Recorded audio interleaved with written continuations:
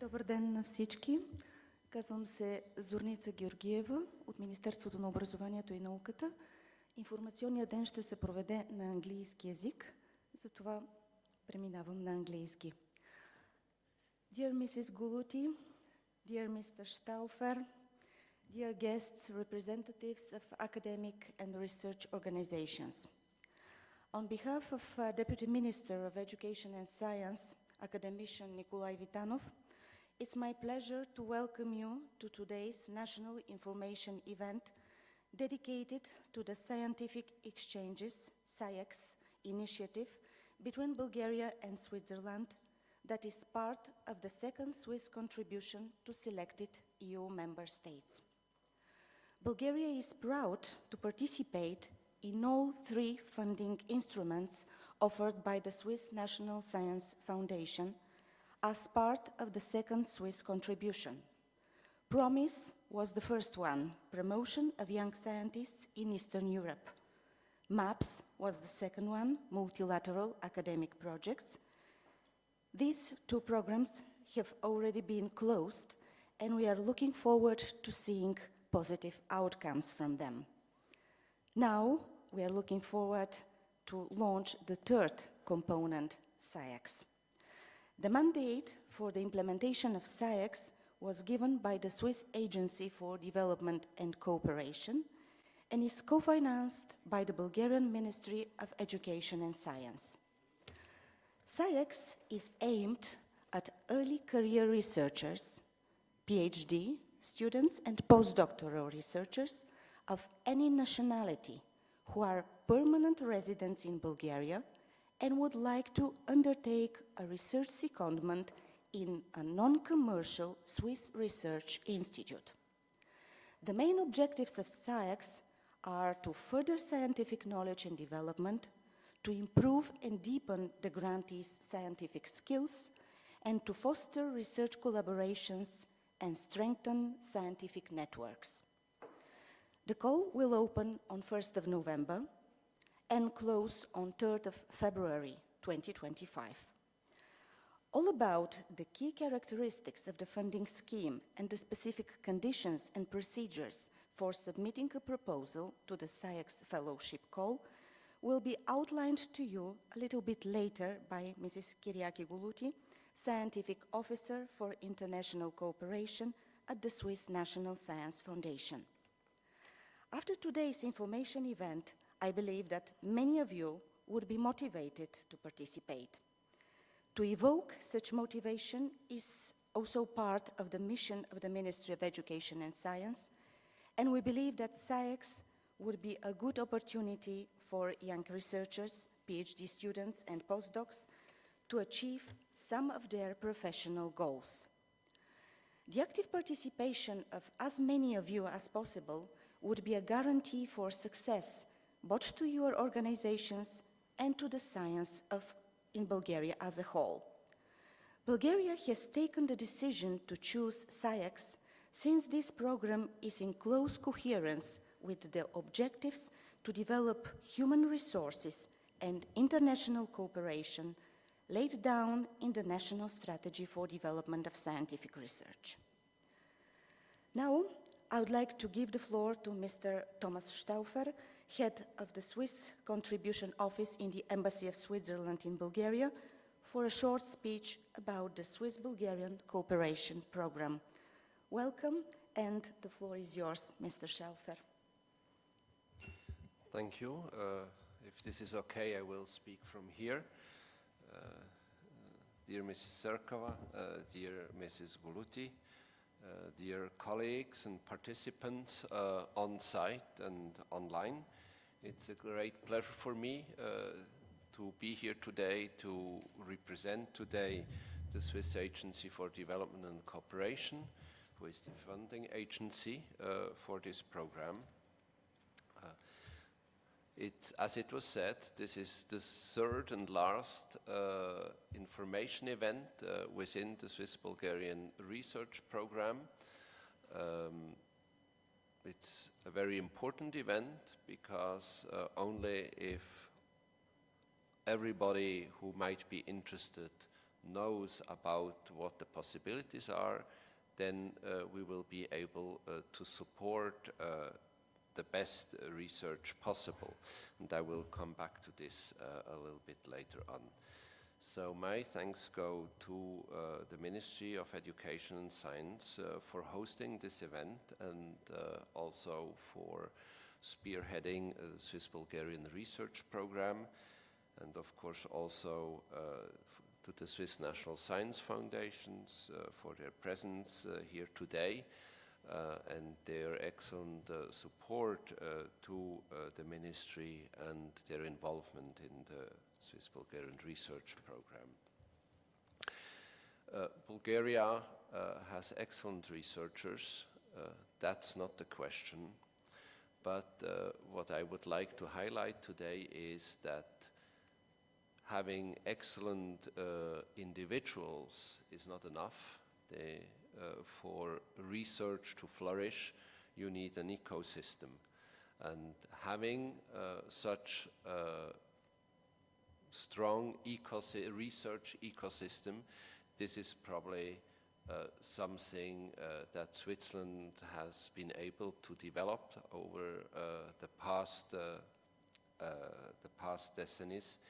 And in my view, this is also what we would try to do, or what we are trying to do through the Swiss-Bulgarian research program, is to share our experiences in the build-up of a strong and productive research ecosystem. The Swiss-Bulgarian research program is part of a overall program, the Swiss-Bulgarian Cooperation Program, which is funded by Switzerland out of the second Swiss contribution to selected EU member states. It is part of our relation with the EU, our commitment to the prosperity in the European continent, and it is also an expression of the very strong and excellent bilateral relations between Switzerland and Bulgaria. In fact, Switzerland has been and is cooperating with Bulgaria in many ways in the field of research and science. So the Swiss-Bulgarian research program is just one of them. Other cooperations include INSIGHT, the INSIGHT Institute or the Center for Advanced Studies, but the Swiss government also provides scholarships through other channels. And I'd like to invite everybody to inform themselves about the different possibilities that Switzerland, also beyond the Swiss-Bulgarian research programs, offers to Bulgarian researchers who would like to develop their work and their career in cooperation with Swiss institutions and with Swiss researchers. As I said, the research program is part of our overall Swiss contribution, and with the help of the Swiss National Science Foundation, 3 instruments are made available for the research community in Bulgaria. It has been said, it MES, PROMIS and Sciex. What is important there is that we're very pleased that through these 3 instruments, in fact, different stages of the development of a scientific career are covered. We are very happy about this, and we are, in this sense, are looking forward to having a substantive impact also on the system, the ecosystem. Sciex is now, I think, the basis of this pyramid, so it's the first step, and you will hear everything you need to know about the program in the presentation by Mrs. Guluti. And if there are questions which haven't been answered, I'm sure that she will be able to answer all your questions. So once again, my thanks to the organizers, to all the colleagues that have been and are working very hard to make this program a reality. And I'm looking forward to interesting presentation and then an interesting discussion. Thank you very much. Thank you, Mr. Stauffer. Thank you for this introduction. And now I give the floor to Mrs. Guluti to present the Sciex scheme. All the questions will be after the presentation taken. Yes.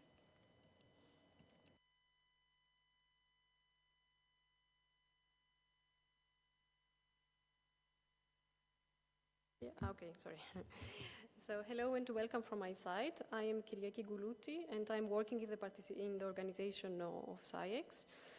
I'm glad to be here with you for this promising program for the young researchers of your beautiful country.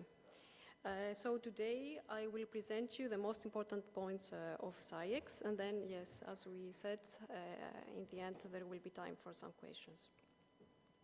So in the beginning I will do a small introduction, although Ms. Georgieva said everything. Then afterwards I will present some points of the call document. I will also show some steps of the submission of the applications, and then I will finish with the evaluation of the proposals. So, as already said, Sciex is the third program of this bilateral cooperation between Switzerland and Bulgaria. It is co-funded by the Swiss Agency for Development and Cooperation and the Bulgarian Ministry of Science and Education. So it is addressed to early career researchers, meaning doctoral and postdoctoral researchers who wish to do a secondment in Switzerland. I should underline here that it is an exchange program, which means that the researchers should be affiliated with a Bulgarian institute. So we have identified 3 goals, and based on these goals, we have organized the whole program. And these goals are going to follow us throughout the whole organization of the program. You will see later. So, as already said, the first goal concerns the furtherance of the scientific knowledge and development, the improvement and deepening of the grantees' scientific skills, and then last but not least, we are interested in the creation of research collaborations and the strengthening of the scientific networks. So now let's go to the call document. Small overview. So the applicants who are eligible are PhD students that have at least 6 months of doctoral experience in a Bulgarian institute, or postdoctoral researchers that do not have more than 8 years of postdoctoral experience, and they are also affiliated with a Bulgarian institute. So, what is an eligible institute? Please refer to the Higher Education Act for that. And then I know that some postdoctoral researchers have more than 8 years of experience. In this case, they can see in the general implementation regulations for the funding regulations, because there are some exceptions that can be made for this rule. For example, for paternity or maternity leave, there is this possibility that they are exempted. So, for the doctoral students, it is possible that they come in Switzerland for 6 until 24 months, and then for postdoctoral researchers, they can come to Switzerland for 6 or 18 months. Yeah, of course, they must reside in Bulgaria, which means that, for example, if a Bulgarian student has a joint PhD with a Bulgarian institute and a German institute, but he or she is living in Germany, he's not eligible. Of course, applicants should be supported by two supervisors, one supervisor in Switzerland, and of course the PhD or postdoctoral supervisor in Bulgaria. And then what is interesting within the context of this program, there is the possibility for the supervisors to conduct short-term research visits in order to enhance this collaboration between the Swiss and Bulgarian institutes and, of course, the two countries. So, of course, these costs are eligible. Now, what we would need, of course, the research plan, which is the most important document. You can see here that the research plan has three sections, which are aligned to the aforementioned goals of the program. The first one concerns the furtherance of the scientific knowledge, the second one, the improvement and deepening the granted scientific skills, and of course, the third part concerns the creation of the networks. This is the part also that the candidates, the applicants can be creative and propose some interesting measures for the collaboration of the two institutes and the two countries, but they should not be too much creative. So they should propose reasonable and feasible measures for the collaboration. Yes, and it is very, very important that the candidates follow the instructions, because otherwise this is the only document that we can't revise. And if a candidate submits a research plan which is not aligned with the instructions, he won't or she won't be considered for the evaluation. So, second important document also is the CV. The SNF, after signing the DORA agreement, has defined a standard format for the CV. So the candidates should generate their CV in this portal and then upload it in the MES-SNF platform for the application. Of course, there is information in the SNSF site how to complete and how to generate this CV in the portal. Oh, sorry. Yes, the usual documents are required for the diplomas, with two exceptions. For the doctoral students, they should provide proof that they have been matriculated at the institute for PhD for at least 6 months prior to the submission deadline. And then for the postdoctoral students, they should provide a proof that they are affiliated with a Bulgarian institute. So these two documents are very, very important. Now, the proof of residence.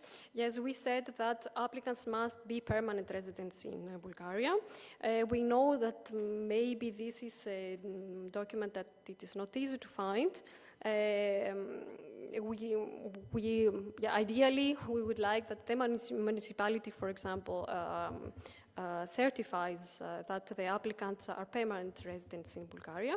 But if it is too hard to find this document, we are going to accept that the university certifies the permanent residence of the candidates. So if the candidates have any difficulty on finding these documents, they should also contact us, and then we will find a solution. But you can tell them that if the university, a legal entity, an official document is provided, it would be also fine.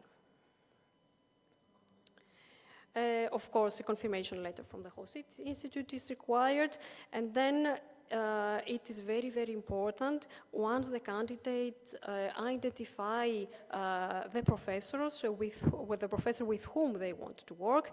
They ask us as soon as possible this document, this confirmation letter, because it takes also some time. And then, of course, in the end, we would need 2 support letters, one from the Swiss supervisor and one from the Bulgarian supervisor. Yes, the Swiss supervisor should certify that he or she is willing to mentor the candidate, and that the Bulgarian supervisor should should certify that he accepts this exchange. And of course, some other information can be included. For example, from the Swiss supervisor side, how is the research project supported? How is the applicant's intellectual development is facilitated? If there are any other measures to promote the collaboration between the 2 countries. And the same for the Bulgarian supervisor. He or she could comment on the academic performance of the applicant, just to help also to the evaluators on the background and on the CV of the applicant. Now, let's go to the submission of the applications. Yes, the MES-NF platform is used for submitting the applications. It is very, very important also that the candidates ask for a MES-NF account as soon as possible, because it takes also some time to be distributed. So this is also very important if you can let them know. Now, once we have an account, we can create an application. The Sciex fellowships can be found under this hierarchy: programs, enlargement contribution, and Sciex fellowships. We would also recommend that the applicants open an application as early as possible, because they should familiarize themselves with the platform. We have seen that from our experience. They should not let the submission of the application the last day. It would be difficult for them to fill all the data containers, because maybe questions will arise, etc. So once we have a new application, we can see this environment, and then every time, in every data container, you can see here that there are 3 sections: some personal data, the application data, administrative information, and then, of course, a section for the documents. And then in every data container, there is always a text which is informative on the data for the data container, and also this text is the same as in the call document, but some more information can be included in the MES-NF platform. So the candidates also should take account also this information that can be found here in MES-NF. So now I would like just to show you the 2 data containers that I think that they are also the most difficult for the requested funding. You can see here that there are some information on, for example, what are the eligible costs. Here we can see the short-term research visits. They are eligible costs. If the candidates want to go to a conference, the travel for the conference, or other costs linked to the research. And also there is information about the salaries of the candidates, because they need also to give a salary when they submit their application. And then for the research plan, we can see here that there are some general remarks, and then here is the structure of the research plan. And as I said earlier, they should follow the instructions. So after they have, or before they start preparing their research plan, they should take into account, and then they should consult the call document and the MES-NF platform. So that was all for the call document and the required documents. Now let's go to the evaluation. We have 3 evaluation criteria. Of course, they correspond to the scientific goals, as already mentioned. The first criterion concerning science has a 50% weight. The second criterion concerning the improvement of the granted scientific skills has a 20% weight, and the third criterion concerning the establishment of the networks has a 30% weight. Now, how is the evaluation organized? For this reason, we have formed a panel, a group of expert professors who are going to evaluate the proposals. Every proposal is evaluated by two expert panel members, and if it is needed, external peer reviews will be asked. It should be also noted that if we receive a lot of applications, more panels will be formed, because otherwise it will be not possible only for a small group of people to evaluate all the proposals.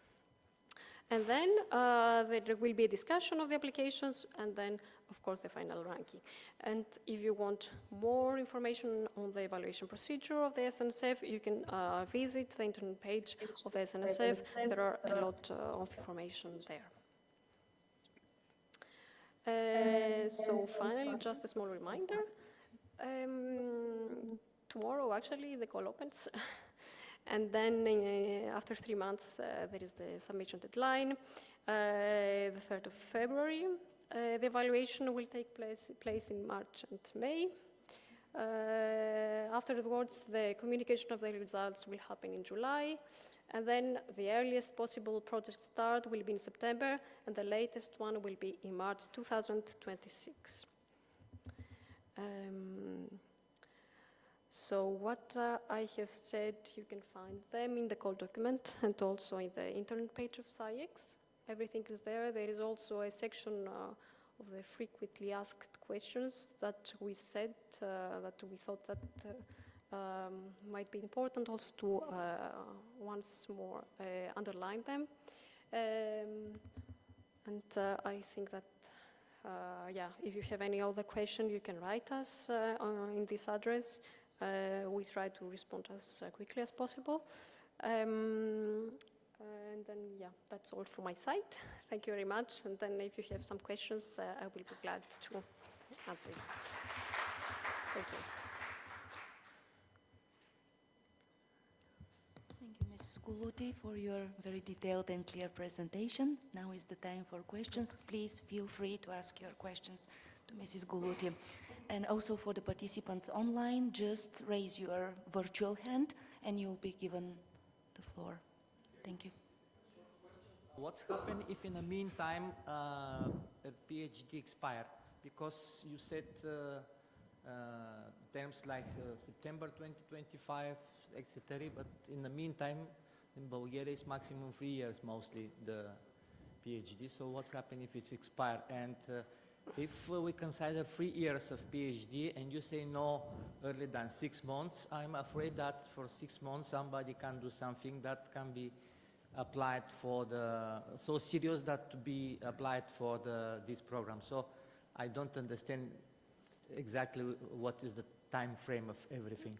Yes, I think that there were 2 questions, so I try, if I understood well.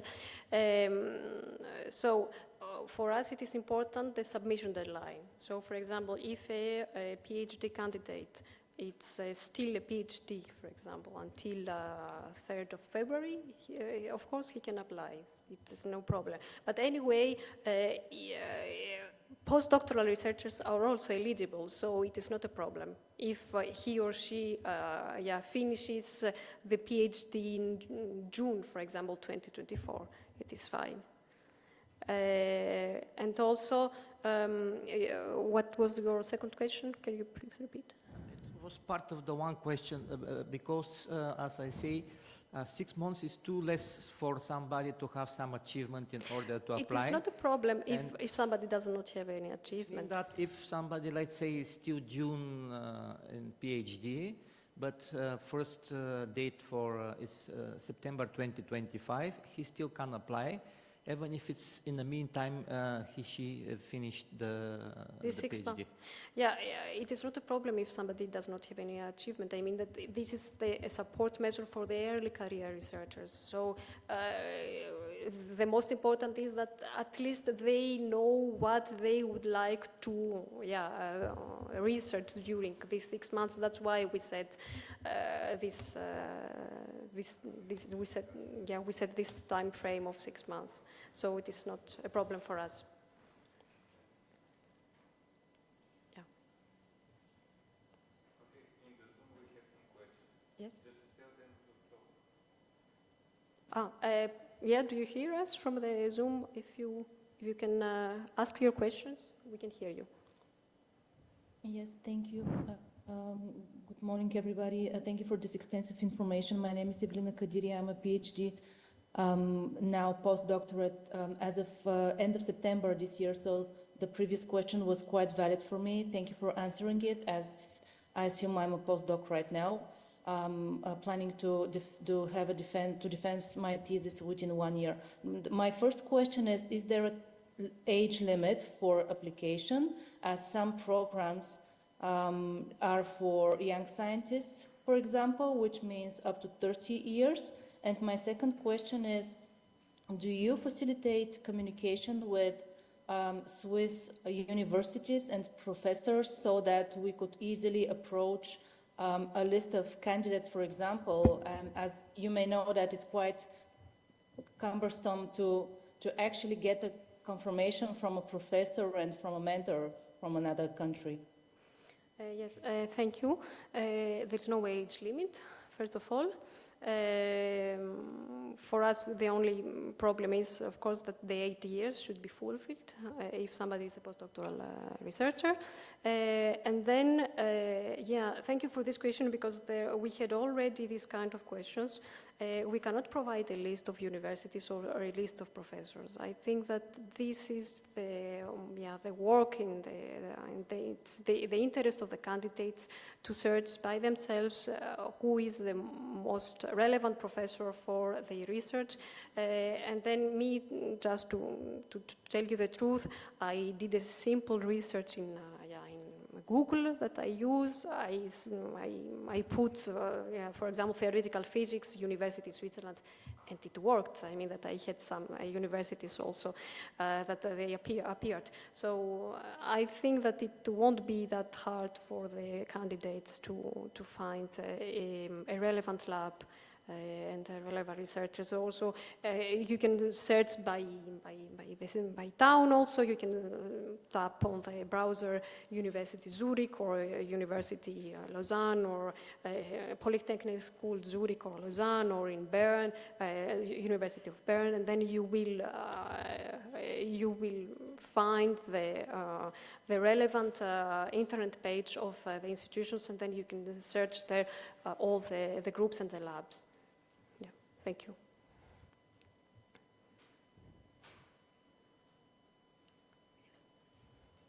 Are there any other questions on Zoom? I have a question.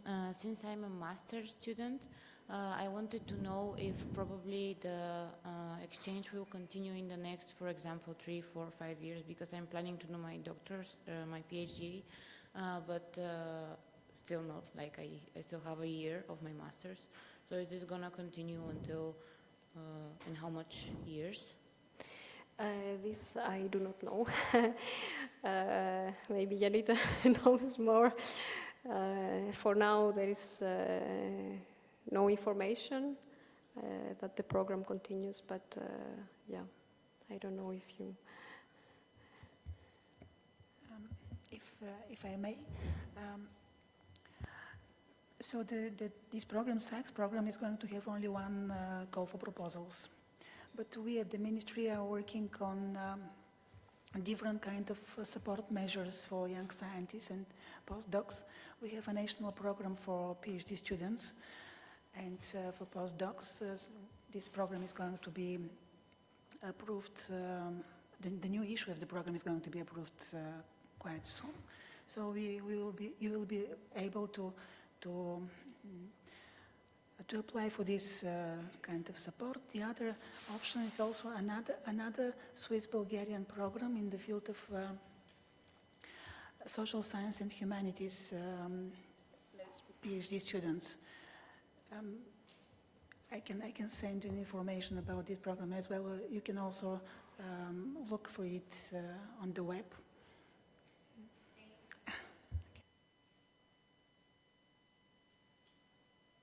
Can you repeat for age limit because there is no force here? Sorry? Just to repeat for age limit because I'm not exactly sure that you say yes or no. There is no age limit. There is no age limit. It is only the eligibility criteria mentioned in the call documents that are valid. Yeah. Are there any questions in this room? There are in Slido, several questions in Slido. Yeah. Sorry. So, Question from Zoom, if to it's appropriate continue. to ask right now. Oops. Sorry. Hello there. Hello, Mrs. Gluti. Thank you for the lovely presentation. I'm Lubomir Kolarov, a PhD candidate at Sofia University. I do believe, probably we're going to receive all those slides, at the end of the presentation because they were very helpful in terms of the instructions in the documents. I have a rather technical question when it comes up to the proof of living, so to say, in Bulgaria. So usually we do have those documents issued in Bulgarian, but what is the procedure when it comes up to those being recognized in Switzerland? Do we need to have them translated, legislated? What is it the usual case that you have experienced so far? Yes, I think that I forgot to mention that, but you can find it also in the call document and in my platform. All the documents should be in English. All the documents? Yeah, all the documents should be in English, and then you should translate them afterwards, or you ask them that they provide you a document initially in English. I think that for the university it won't be a problem. Maybe for the municipality, maybe, but I think that it could be possible, no? That the municipality provides also a document in English. No, they don't, but we can do it like... What about if you have the paper, the legal document in Bulgarian, and this paper to go with the translation? Yeah, they should be together. Copy. Yeah, they should. Yeah, this is the normal procedure. I mean, This is because they can do. this is the normal procedure. Yeah, always when a translation is asked, the official document should be bound together. Yeah. Right. Thank you very much for that. Thank you. My question is basically a continuation from the first question about the period of eligibility of, postdocs, that's quite clear, but if a postdoc, the 8 years expire during the candidate phase, is the person still eligible? Because he or she won't be a postdoc after the expiration of the... Yeah, he or she is eligible because for us what is matter is the submission deadline. Okay, yeah, that's clear. So if there are no more questions here, I have some questions here.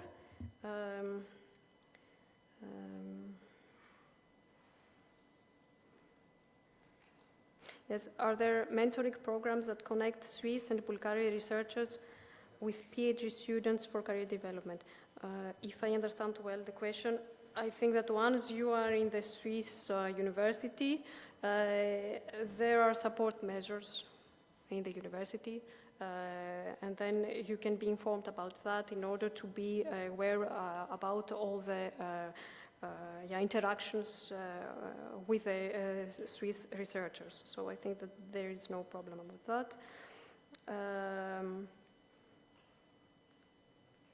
What are the options for assessing research resources, labs, and technology at Swiss universities and research institutions? I think that, I have already answered this question. Yeah, you can just search by yourself. The candidates and the applicants can search in order to find what are the options for the universities. Are there specific programs focused on sharing research resources and lab infrastructure between the two countries? Not in the context of Sciex. The Sciex is an exchange program also for young researchers. So in the context of Sciex, of course, there is this collaboration, and then the third goal concerns the creation and the strengthening of the networks. So let's say that somehow there is also this component of sharing the resources and the infrastructures. What postdoctoral work opportunities are available in Switzerland after finishing my PhD program? Yes, this my SNSF offers also some possibilities to the doctoral students or to the two researchers who have already finished their doctorate in Switzerland. Postdoc mobility, for example, could be a measure, but of course, once you are there, you will be also informed about the future and also linked also to your interest and to your PhD. What types of research and discoveries from PhD programs are most valued in Swiss-Bulgarian collaborations? This, I don't think that I can answer that. I think that as all the countries, Switzerland is interested in all the subjects, and I'm sure that you can find a professor in all the fields.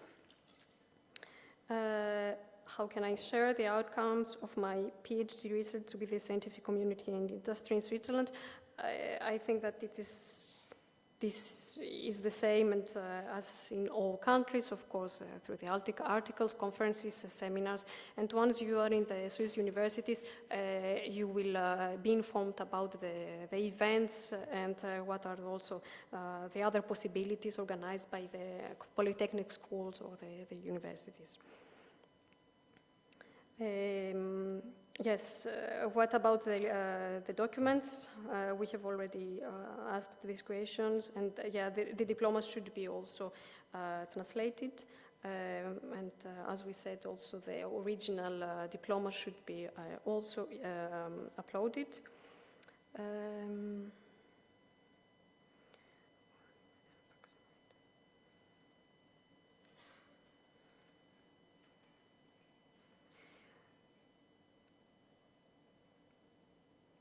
If during the application period the PhD has not yet completed, the external defense probably in March, how can they apply? Yes, we have also already mentioned that in the call document, that candidates that are in the end of their PhD, and then, for example, the submission application is February, and then they are going to finish their PhD in March, they can still apply.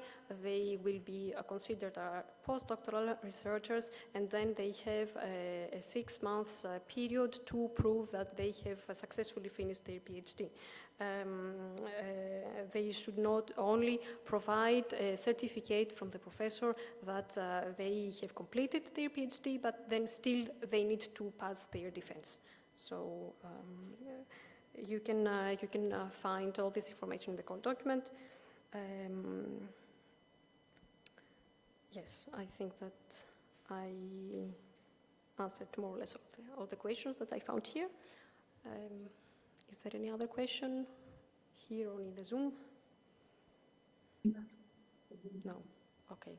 So yeah, we are waiting for plenty of applications. We will be really happy if we can fund some projects. So yeah, please spread the news and don't be afraid to apply. Yeah. Thank you.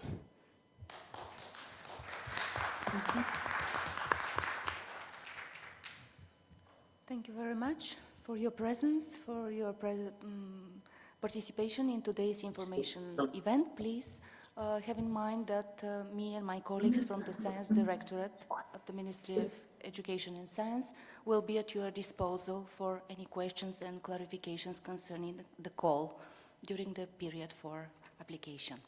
Thank you very much. Thank you, Mrs. Guluti.